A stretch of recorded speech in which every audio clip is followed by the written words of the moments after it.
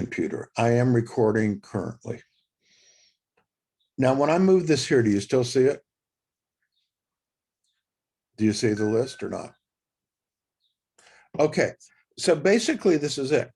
These are the categories I'm going to be taking your midterm questions from. And, so just what do you feel you'd want to discuss today? What things, these are the categories, and we've looked at, I think, 6 different cultures. And there'll be a lot of comparison and contrasts. Most of it's going to be short answer. You're not going to have to memorize dates, but you will have to memorize sequences, like who came before who. And roughly, for example, on the Mayans and Teotihuacan, the periods they had, but not the exact dates. So what would you like to know, or what am I talking about this?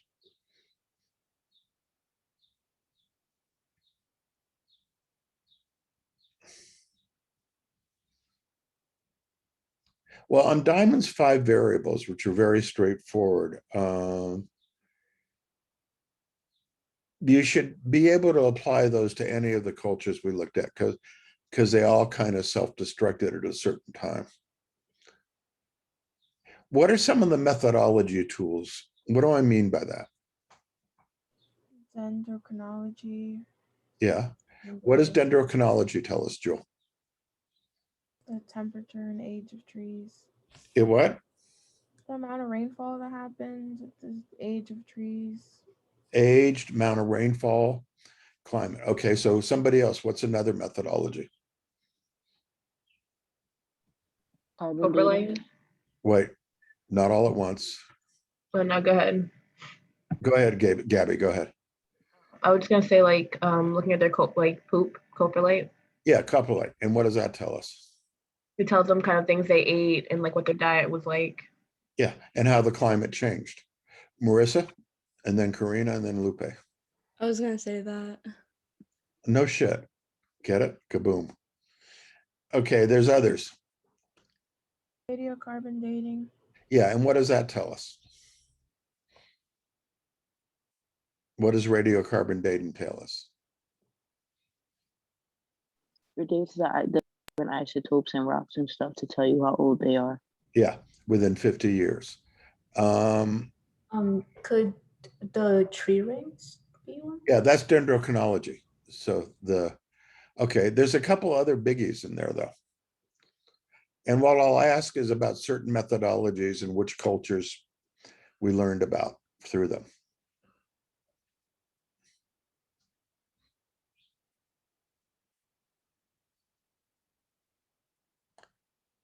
How about writing? The Popol Vuh, written records. How about climate change? Remember those water tables for the Mayans?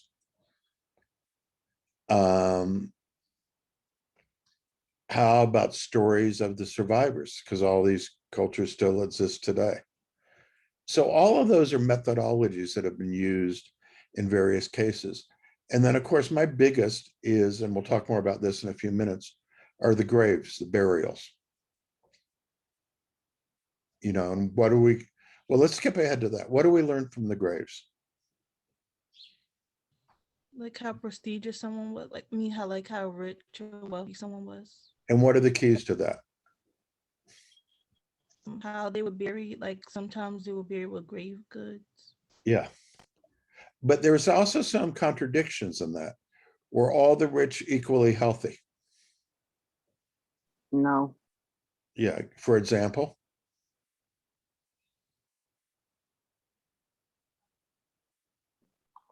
For example, a rich male could have been buried with a lot of artifacts, but not been very healthy because he was a person that fought, but he was still considered wealthy.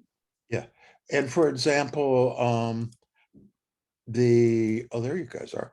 For example, the Mississippi Mound people, their rich people were not exactly healthy, particularly the men, whereas the Mayans were, We'll also learn how much people ate through their separation. Okay, so that's that. Now reconstructions. What are reconstructions?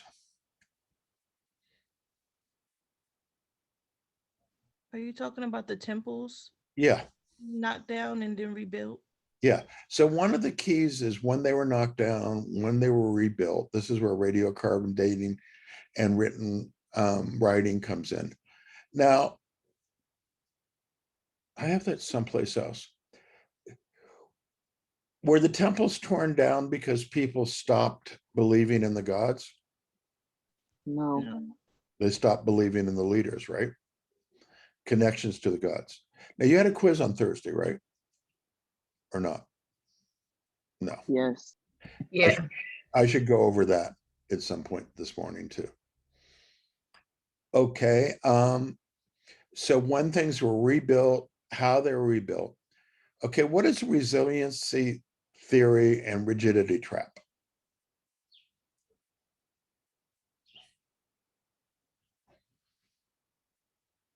Why don't you explain? Oh, I don't want to. I had to drive all the way to Washington, D.C. on Saturday and all the way back yesterday. Remember the ancient ones? Somebody, I don't think we remember. it was in the Hokum article and brilliantly displayed in the PowerPoint.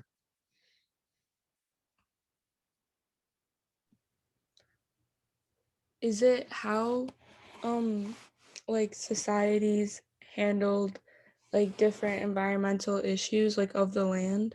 Yeah, how they could adjust in our case, societies to changes. Were they able to make enough adjustments to maintain their way of life? And remember, there's those tables at the end of that PowerPoint. And the rigidity trap is where societies were unwilling to change. And we saw that in the Mayan societies. But again, that's on the PowerPoint on the ancient ones. I have a Okay, question. yeah, go ahead, please. Will the example of that be when they built those structures to house the water, the rainfall? Yeah, that was a good way. That shows resiliency, right? Okay. But eventually that didn't work well enough, right? Because they didn't change their evil ways.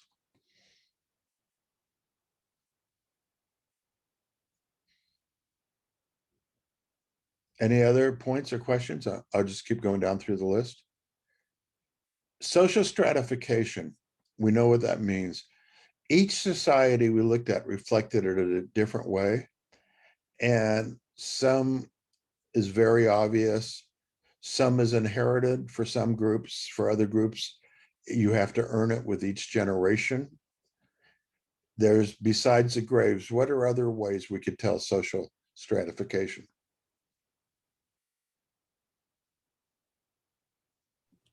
Like Housing. sacrifice. What? You want to go? Yeah, go. Like sacrifice, like seeing who they sacrificed and who they didn't. Yeah, sacrifice, because, well, depend. Yeah, in some cultures, the wealthy were sacrificed, in some cultures, captives were sacrificed. So that's a good one. What else? Doesn't their bones also show? Because like men, for example, who happen to be elite, typically sustain more injuries because they had to fight for like their social ranking through like being a warrior. For all groups or some groups? No, for some groups. Yeah, like the Mississippi Mound people. Okay, what, somebody else? What's another example of social stratification? Could it be like their temples or pyramids? Maybe? Yeah. Who was buried in the temples? Who was buried in the pyramids? Okay, another. I'm thinking The fat. housing, What? the housing, Yeah. where they live. Remember in Teotihuacan, you could really tell where the wealthy live versus the other people. The size of the housing. Okay, other things. I'm thinking fashion. Yeah, I was gonna say how they dressed. Yeah, Like some of them in the pictures that showed us, they had like they wore like stuff with jaguar on it or like a snake. yeah. If they wore certain, yeah, and we're gonna talk about snakes and jaguars. And there were sets of outfits that only the wealthy could wear. What else?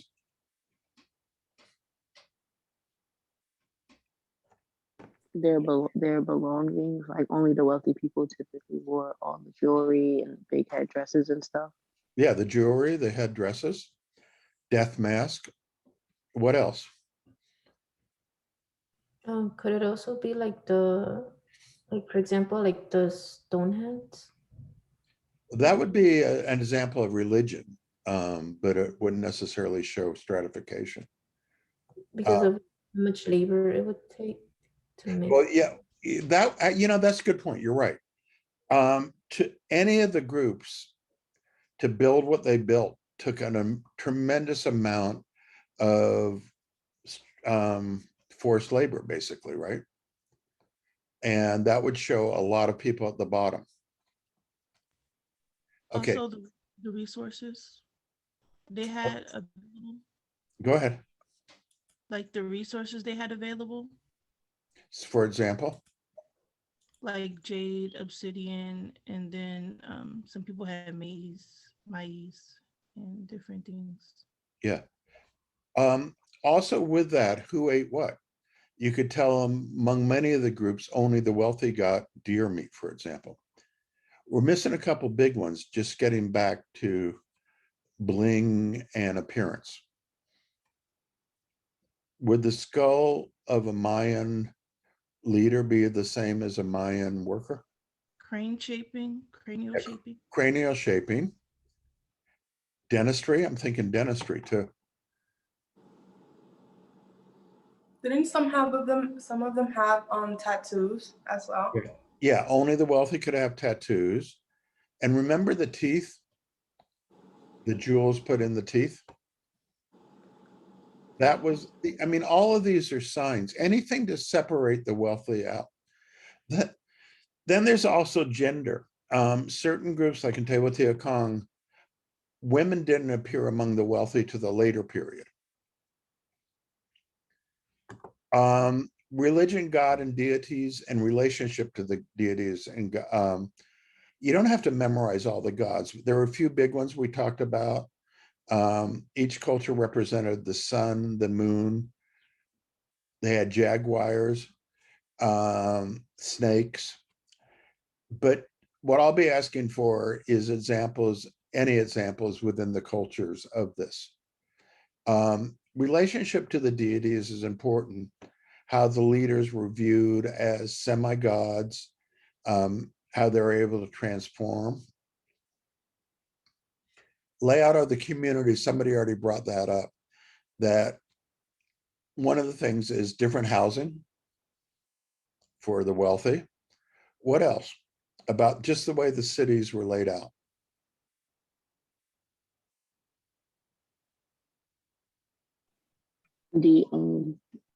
The non-elite people would live in compounds together where they worked at, like with the same people that they worked with, and not their family sometimes. Yeah, so the compounds are important. What about the calendar, the compass orientation of the cities? Oh, you mean like the angles that the buildings were built on for the stuff for Yeah, the equinox? Is that what it's yeah, called? yeah, to reflect, oh, yesterday was the spring equinox. To reflect the sun or the moon. And that's really important too. The number of temples. I have stratification twice, so I think that must be important. Population size and diversity, that's important. Many of the cities had quarters for people from other cultures, and that was partly training, partly slaves. Learn a couple of the origin stories, where they came from. And they're not all the same, they're kind of different. Who were the trading partners? We learned in North America about diseases. both in the Southwest. Uh, what they ate. And again, that What do you mean by trading partners? who they traded with.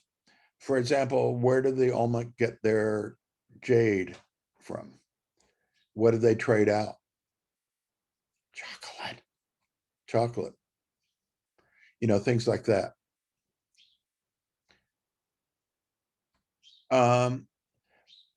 What artifacts were unique? Somebody mentioned the large heads of the Olmec again.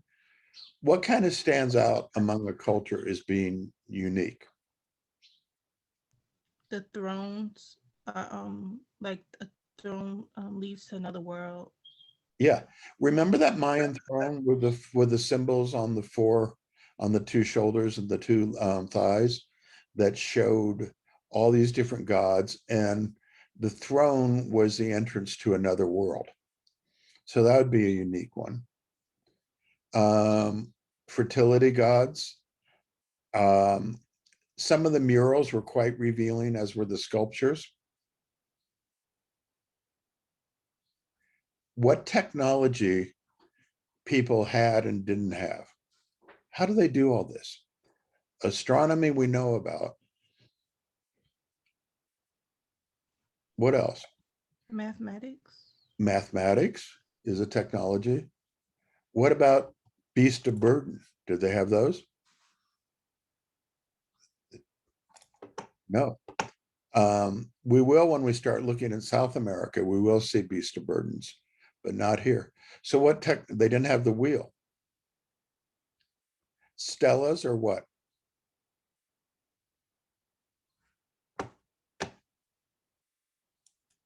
They go all the way back to the Olmec. What are stelas? Aren't those big slabs that have writing on them, but Yeah, they're writing. solid, not on paper? Yeah.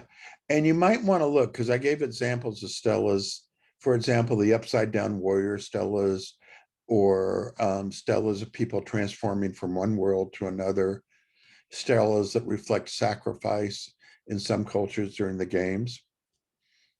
Now, by time period, location by area, where are they located? They are located in modern day what? What was the climate like then? What was the relationship to other groups?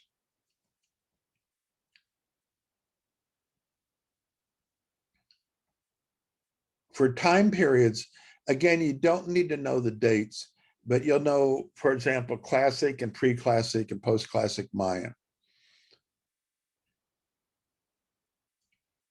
Their calendars, which were kind of the same, yet a little different. How they kept record keeping, which groups sacrificed and why, and which groups didn't.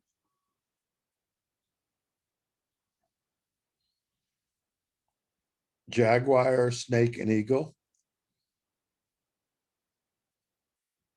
Now, again, for those of you who joined us late, the essay question, which is due Thursday morning, is posted up already.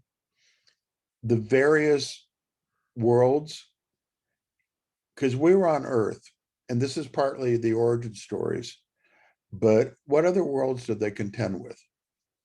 Did they believe in an afterlife? Did they believe in an underworld? Domestic foods, you can't just say maize, you have to say what else they had to. Ecocides, how they kind of screwed themselves over, although that's probably going to just be that's already on the essay question, so I'm not going to ask too much about that. Remember the saints and the Mayan deities? I'm shifting more and more to the use of the word deities rather than gods. Why? Because gods is more of a Western concept, and deities we're interactive, much more interactive on a personal level with deities. And then different cities, and I forgot something on here that, legacies of each group. What remains today? I mean, we know certainly language remains today. We know in the Mayan, from the Mayans, we know that their religion is as much present as the Catholic religion. Crop rotation is very big. So what remains from them? And languages, a lot of these languages are still there. So I want to show you your midterm, but anything from this list that you would think you want to know more details about? Can you tell us a list of every society that would be on there? All you have Literally just a list. okay, I could do that. Before I switch screens, is there anything from this screen? A rigidity trap. Can you go back over that again? Rigidity trap, yeah. Look at that Hegman article. Societies that were unable to adjust, which ultimately was all of the societies we looked at, is rigidity. Societies that made some changes. For example, the Mimbas were able to change some. Somebody mentioned the building reservoirs.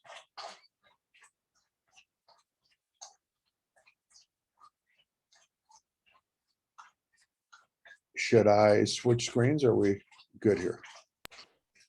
Really quick. The one thing that you said about the layout of the community, Yeah, does it count if it was like, I don't remember which group of people it was, but like when they did the like the overview, it was like the snake, yeah, you know, does yes. that count? That's the mound people. Yeah, Mississippi Mound people. And the they was me that did the overview. Oh, I guess that could be a pronoun. That's like a joke, but not funny.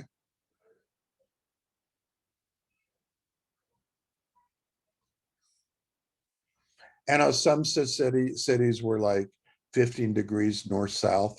Some were straight north-south. And again, why?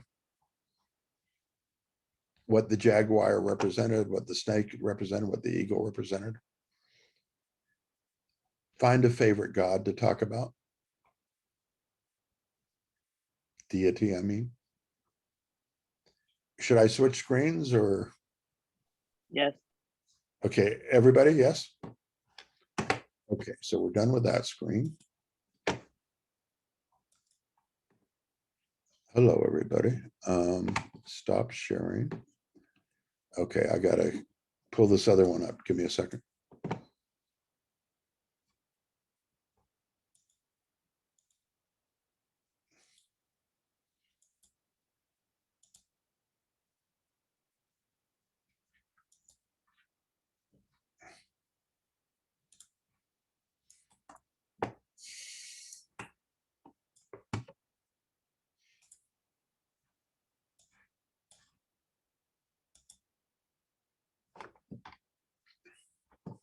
Okay, sharing my screen again.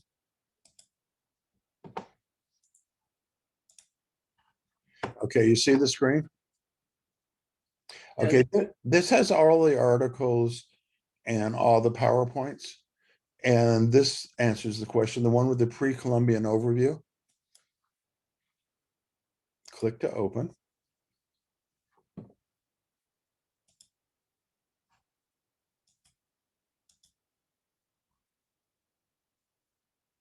Okay.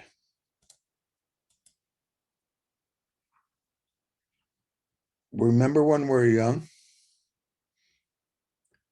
Could you see the screen? Yes. So we have our version. One of their versions. How we think we know what we know. Let me just get that in more detail. Skeletons, artifacts, languages that exist. For example, this is the Mayan language today. 6 million people. Blood types and DNA, I haven't really gone into that. Animal bones, what they ate, how they depicted their hunts, the poop. Climate change. Now, again, remember on that last part of the lecture on the Mayans, they've really gotten sophisticated being able to figure out when it rained and when it didn't rain. more on artifacts and what these things tell us. And their sites, not ruins. Okay. Then they have their books, the Popol Vuh, stelas. We won't do this yet, but when we get to the Inca, they're knots. Mayan calendars, all the trade items. This is a good one to look at. This is all the stuff that the Mayans traded for the Caribbean, the Gulf Coast, the Pacific Coast. Mayan language is so powerful today.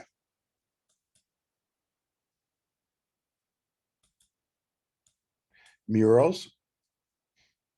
At the end of the slideshow on the Mayans, I did a series of murals that showed a whole story. Designs.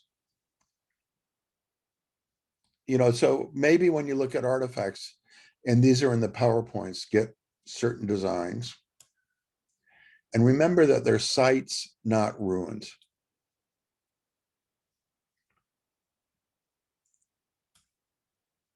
Right, Jewel? There's Jewel as a movie star.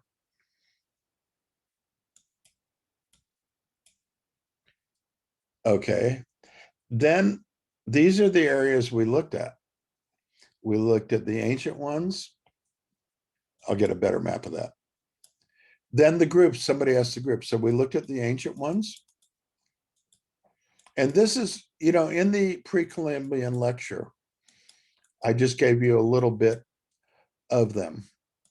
So it's I'm not going to go through all these in detail now. Then we looked at the Mississippi mound builders, which is somewhat misleading because they were all over the place. Mississippi River and the southeastern, not western, eastern part of the United States. And how large their cities were. You know, I'm rushing through this. Then we went to Central and South America, but just Central America really before the midterm. So we looked at the Olmecs. And that's their biggie. And whoever said that for stratification, that's really important. How did they do this? Look how big they are. How did they get them miles away? And then we look at some of their buildings. That's an out of shape. They had stelas that told stories. Then we looked at Teotihuacan. And you see where Teotihuacan is versus the Olmecs? So you begin to do locations. And then you get examples of the cities. Heterogeneous city, human sacrifices. Now, again, these are, and then the orientation is not north-south, but it's at an angle in order to capture the rise and fall of the sun and moon. Zapotics, where they are, they're Oaxaca, their phases, the bat god, sun god giving birth to the moon god, their own scripts.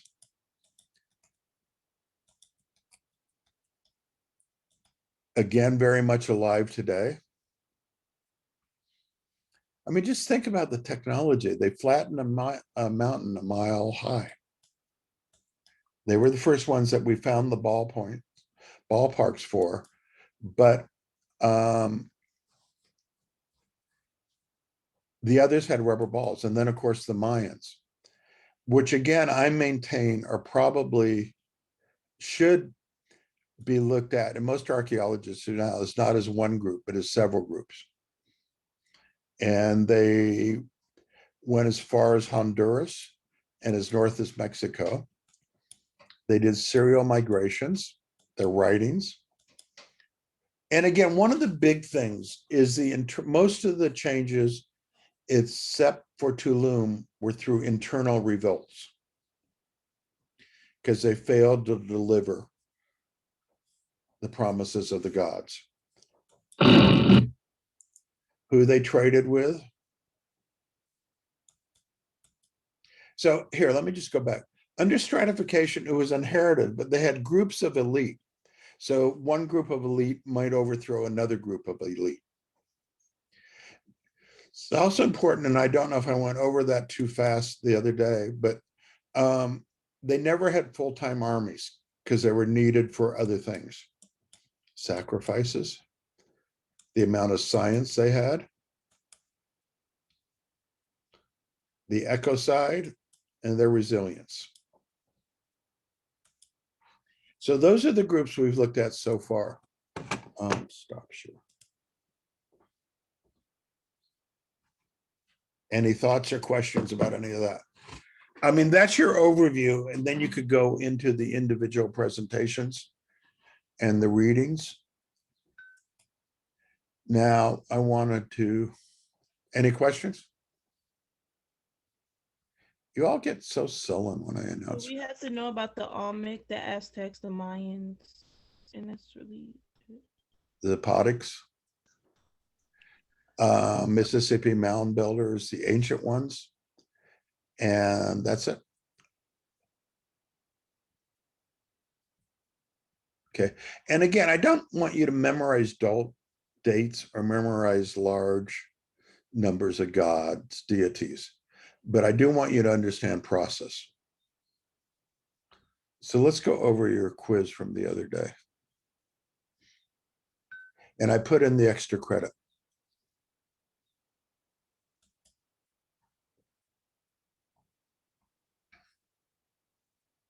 There's your midterm essay, mind quiz. Share the screen.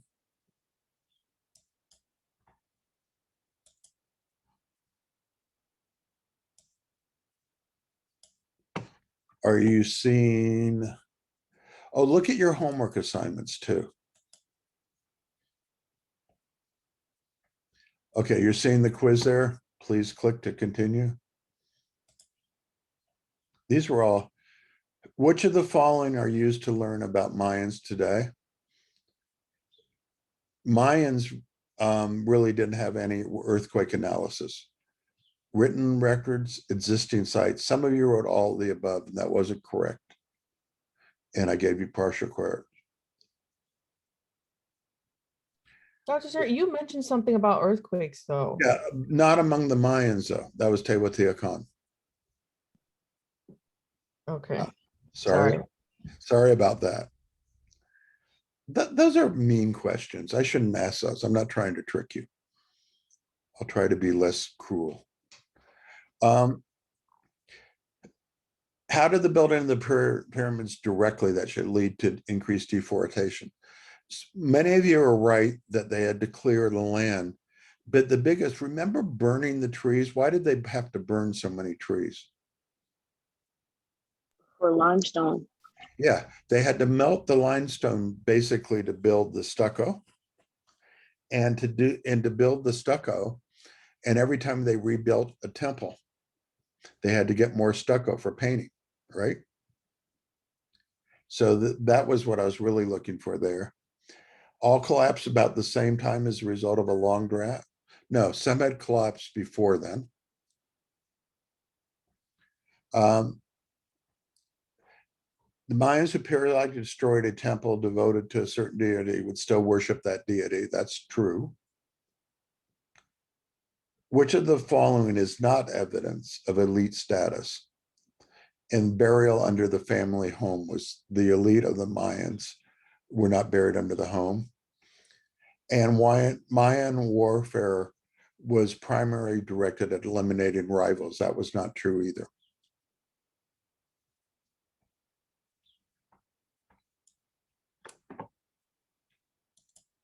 Any questions? Jason, Des, are you alive? Yes. Okay, Jason, what about you? Jason might have passed. Jason? Kind of liked him too. He was a poet, an accountant. Too bad he died. Okay. So any questions, any ideas for how I haven't written this up, and as several of you that have had me, I suck at making tests, right? Jewel and Gabby and Marissa and Shania. So how would you make the test? Multiple choice. There'll be some of those, but you know my problem, multiple choice. I can't write one to save my butt, but I'll do If that. they're short answer questions, can they not be like a paragraph a piece? Can they be like, very straight to the point, Yeah, like 2 or 3. short answer questions? For example, For example, list a certain amount of methodologies used for, but then however you would word that. but then I would want to know and how they were used. Like if you said dendrochronology, would have to how old it was and how much rainfall. Those don't have to be essays. And you should throw in some bonus questions. Okay, what's the name of my granddaughter? Rosie, can I have my points now or No. do I have to wait What's later? the name of my younger son's new girlfriend? Who we met this weekend. He was terrified about that. She was fine. I don't think you told us because he hid her for a long time. He hit her. Her name is Karen. She's Sikh.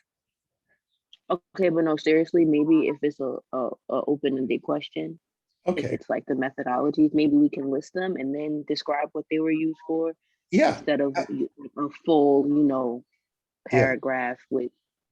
Yeah. The essay will be the full paragraphs. The rest don't have to.